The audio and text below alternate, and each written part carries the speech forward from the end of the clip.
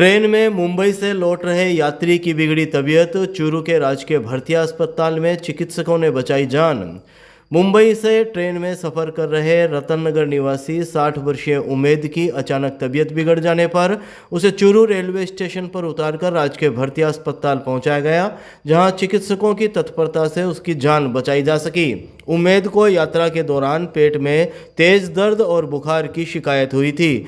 Train के चूरू पहुंचते ही परिजनों ने रेलवे पुलिस की मदद से उसे तुरंत अस्पताल पहुंचाया। अस्पताल में मामले की गंभीरता को देखते हुए medical college principal doctor M पुकार ने रात को ही इमरजेंसी सर्जरी का निर्णय लिया।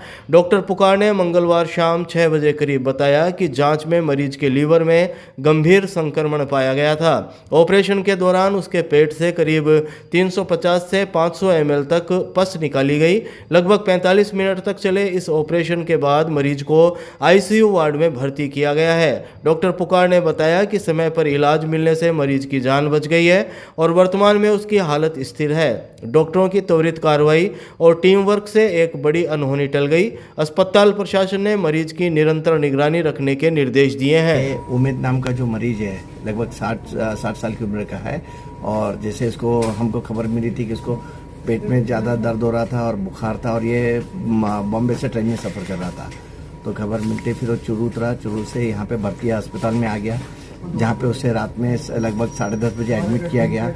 एडमिट करके जब हमने चेक किया तो हमको पता लगा कि इसके लीवर में प्रॉब्लम है और इन्फेक्शन था।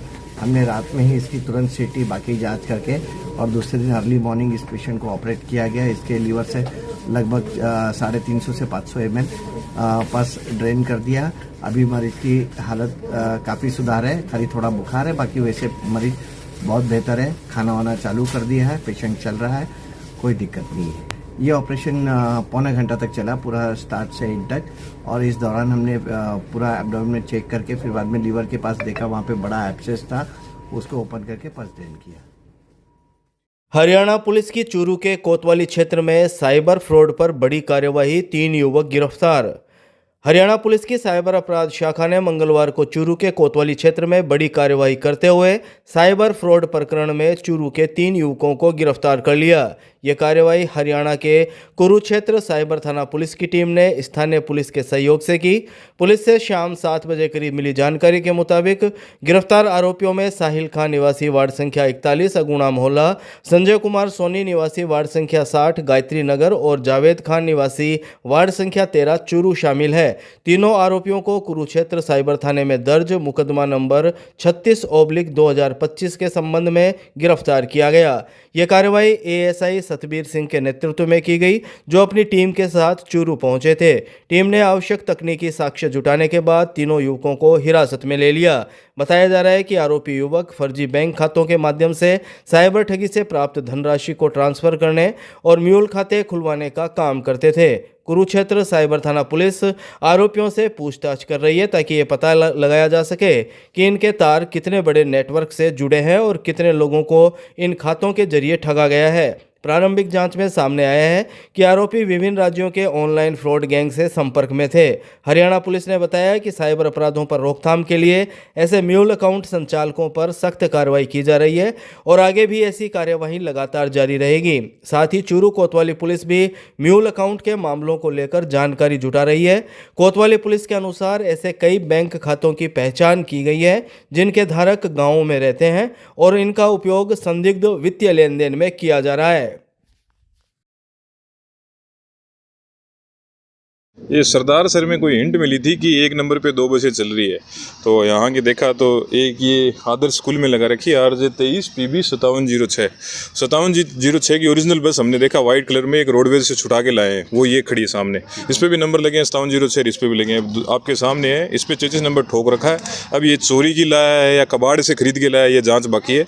अब इसके मालिक को बुला लिया है और जाँच करेंगे कि ये लाया कहाँ से है। अब इसके 33 नंबर से जो बस बता रहा है 60 नवासी, वो भी 3 साल पहले आरसी सरेंडर की हुई एक, जिसका 3 साल से न टैक्स है, न फिटनेस है, न इंश्योरेंस है, और आरसी सरेंडर किया हुआ है, तो लमसम उसका भी 10 से 11 लाख रुपए का टैक्स बाकी है।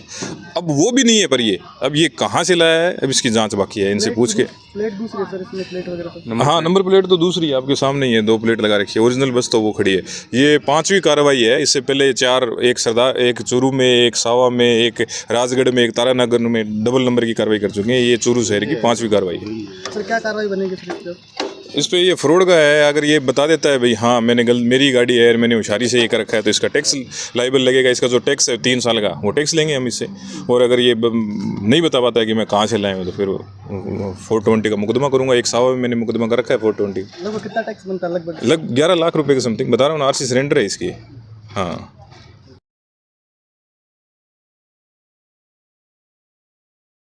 कोतवाली क्षेत्र में बाइक पर बाजार से घर लौट रहे बड़े भाई पर छोटे भाई ने डंडे से किया हमला। कोतवाली थाने में मुकदमा दर्ज।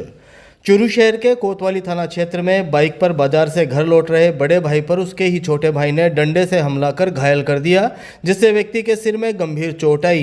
यही नहीं, 2 दिन पहले इसी भाई ने उसका हाथ भी तोड़ दिया था, लेकिन लोकलाज के चलते उसने पुलिस में कोई शिकायत नहीं की थी। लेकिन अब दोबारा जानलेवा हमला करने पर बड़े भाई ने छोटे भाई के खिलाफ कोतवाली थाने में मुकदमा दर्ज करवाया है।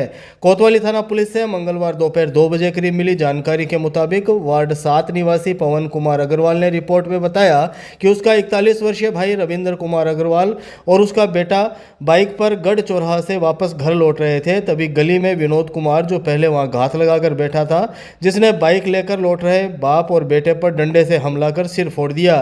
तभी रोने और चिल्लाने की आवाज़ सुनकर 2-3 लोग बचाने के लिए दौड़कर आए। तभी विनोद कुमार वहां से फरार हो गया।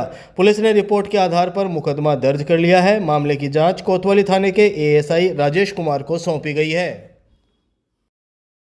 उपखंड कार्यालय में सड़क सुरक्षा और टीजीआरसी की बैठक आयोजित। एसडीएम ने दिए जरूरी निर्देश। चूरू जिला कलेक्टर अभिषेक सुराणा के निर्देशानुसार मंगलवार दोपहर 3 बजे करीब एसडीएम सुनील कुमार ने उपखंड कार्यालय में सड़क सुरक्षा और टीजीआरसी से संबंधित मीटिंग ली।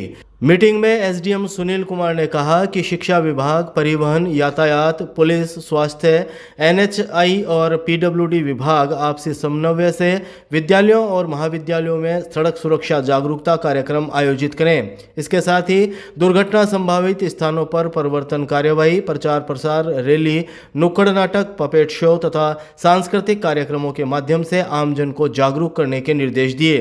टीजीआरसी कमेटी के सदस्यों के साथ करीब 2025 फसल कटाई प्रयोगों और असमय वर्षा से हुई फसल क्षति को लेकर समीक्षा की गई। एसडीएम सुनील कुमार ने गठित टीमों को निर्देश दिए कि वे रैंडम सर्वे की रिपोर्ट शीघ्र प्रस्तुत करें। मूंग व मूंगफली का समर्थन मूल्य के लिए पोर्टल खोलने की मांग। किसानों ने कलेक्ट्रेट के सामने दिया धरना। चूरू में अखिल भारतीय किसान सभा ने मूंग और मूंगफली की समर्थन मूल्य पर खरीद के लिए पोर्टल फिर से खोलने की मांग को लेकर कलेक्ट्रेट के सामने धरना प्रदर्शन किया। किसानों ने जिला कलेक्टर को एक ज्ञापन भी सौंपा। अखिल भारतीय किसान यूनियन और अन्य सामाजिक संगठनों के पदाधिकारियों ने इस मांग का समर्थन किया। उनका कहना है कि सरकार को किसानों के हित में यह पोर्टल तुरंत खोलना चाहिए। किसान सभा के जिला अध्यक्ष एडवोकेट इंद्राज सिंह ने बताया कि 18 अक्टूबर को पोर्टल केवल 1 दिन के लिए खुला और उसके बाद बंद हो गया। किसान ई मित्र केंद्रों पर कतारों में खड़े रहे, लेकिन पंजीकरण बंद होने और टोकन नहीं मिलने से उन्हें निराशा हुई। भारतीय किसान यूनियन के जिला अध्यक्ष रामरतन सिहाग ने कहा कि सरकार ने पोर्टल बंद करके किसानों के साथ विश्वासघात किया है। इससे किसान ठगा हुआ महसूस कर रहे हैं और समर्थन मूल्य से वंचित हो जाएंगे। उन्होंने अपनी फसल बाजार में औने पौने दामों पर बेचने को मजबूर होना पड़ेगा, जिससे व्यापारियों द्वारा ठगी का शिकार होने की आशंका है। सियाग ने यह भी बताया कि रबी फसल के समय सरकार किसानों को खाद, बीज और उर्वरक उपलब्ध नहीं करवा पा रही है। उन्होंने भाजपा नेताओं पर भी निशाना साधते हुए कहा कि पोर्टल बंद होने पर भी उनके कानों पर जूं तक नहीं रेंगी है।